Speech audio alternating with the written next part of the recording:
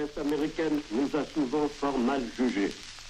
Qu'elle fasse un effort pour comprendre la qualité de notre âme et le destin d'une nation dont le territoire fut, au cours de l'histoire, périodiquement ravagé, la jeunesse décimée, le bonheur troublé par la fragilité d'une Europe à la reconstruction de laquelle elle entend aujourd'hui participer. D'ailleurs, que peut faire le gouvernement si ce n'est d'attendre une évolution favorable de la situation? Le soleil est rendez-vous avec la lune, mais la lune n'est pas là et le soleil attend. Il va souvent chacun pour sa chacune, chacun doit en faire autant.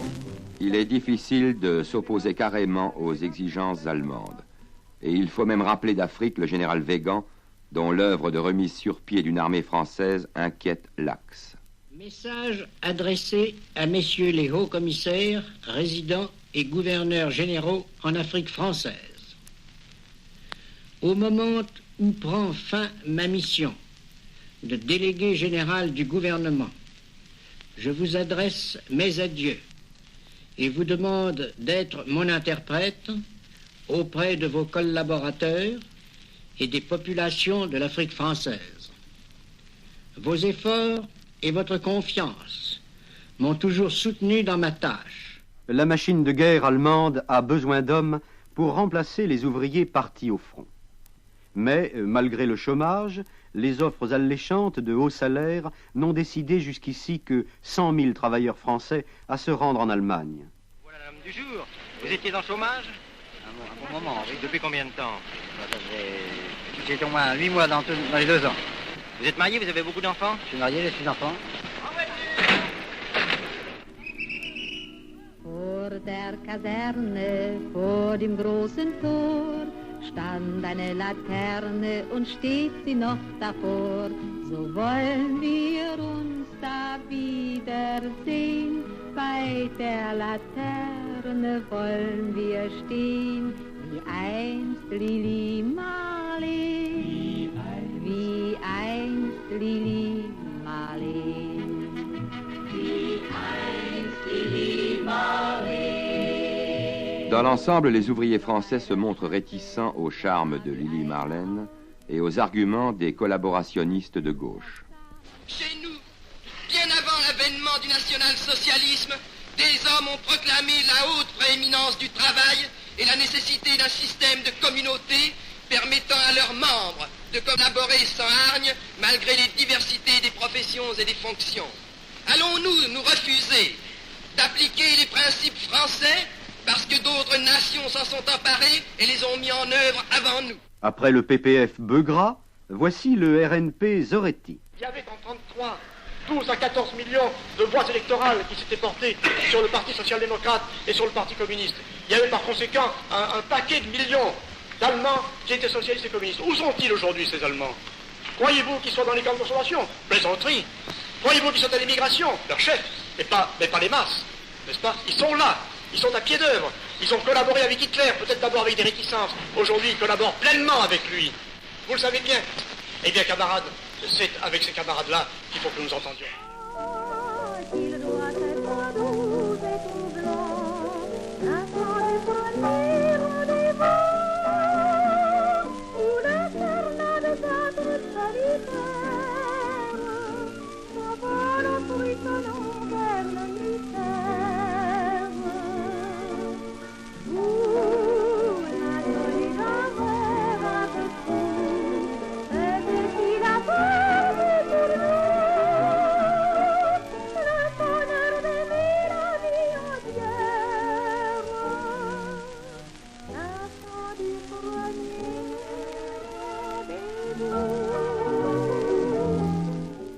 La politique sociale de Vichy se réclame du triptyque travail, famille, patrie. Georges Lamiran est venu la présenter à Nancy. Il faut créer un État social nouveau, vraiment nouveau, ayant le courage de le reconnaître. Un État social dans lequel il y aura, je le répète, plus de justice et plus de fraternité.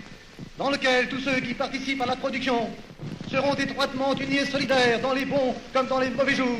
Combien d'entre nous n'étions-nous pas bouleversés à la pensée de certaines misères que nous voyons dans nos cités ouvrières et contre lesquelles nous ne pouvions rien, parce que c'était un monde entier à changer? Eh bien, c'est ce monde que le maréchal veut changer. Voilà, chers jeunes, d'abord la révolution sociale du maréchal.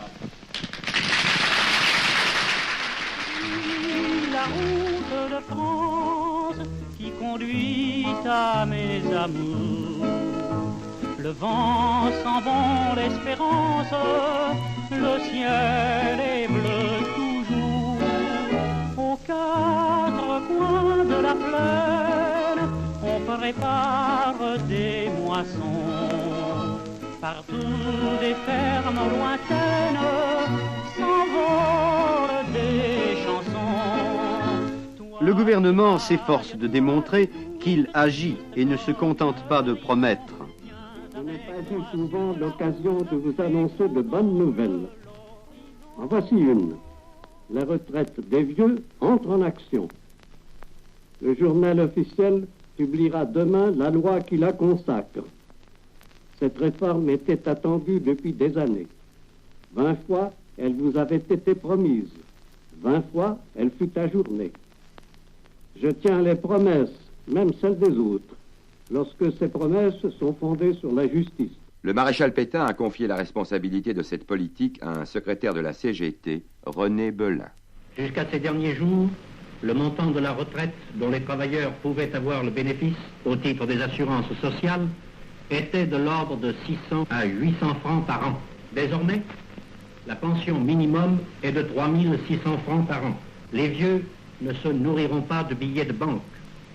Ils subsisteront parce que des travailleurs jeunes et adultes produiront ce qui est nécessaire à leur vie, c'est-à-dire le blé, le charbon, c'est-à-dire des maisons, des vêtements. La loi sur la retraite des vieux travailleurs est une loi de solidarité nationale. Un effort important est également fait dans le domaine du sport, dont le prestigieux tennisman Jean Borotra a accepté la charge. Éducateurs, jeunes gens, sportifs de France.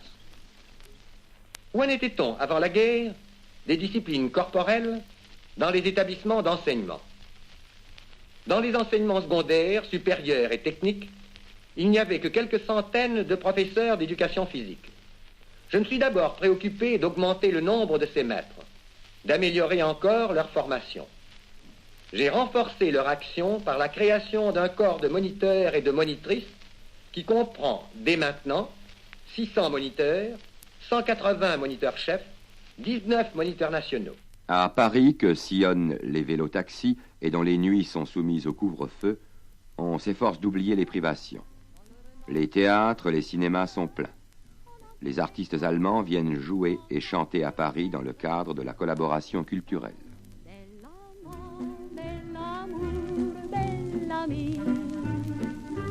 Follement chaque jour, belle amie, tu conduis sur tes pas une femme qui tout va, t'es juré de tomber dans tes bras. Sur le front de l'Est, les Allemands continuent de remporter d'immenses succès et visent maintenant la capitale soviétique, Moscou.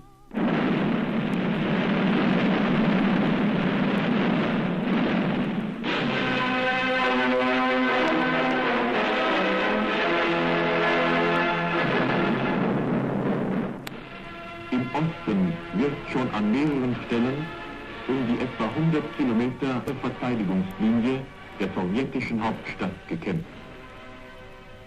Die wichtigen Städte Kaluga und Kalinin, 160 Kilometer südwestlich bzw. nordwestlich Moskau, sind seit Tagen in unserer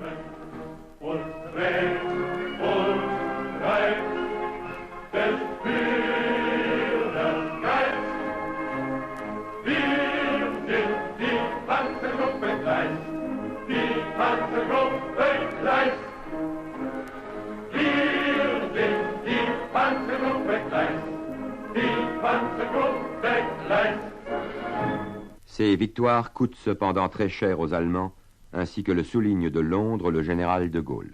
Honneur et patrie, voici le général de Gaulle. La densité au kilomètre carré des cadavres allemands sur le sol de l'immense Russie augmente sans interruption. Les usines et les maisons allemandes s'écroulent en série croissante sous les bombes des avions anglais. Beaucoup d'Allemands furent tués en 1939, beaucoup plus en 1940. Le total de leurs pertes en 1941 sera bien supérieur encore, sans approcher cependant les effroyables hécatombes que leur promet 1940.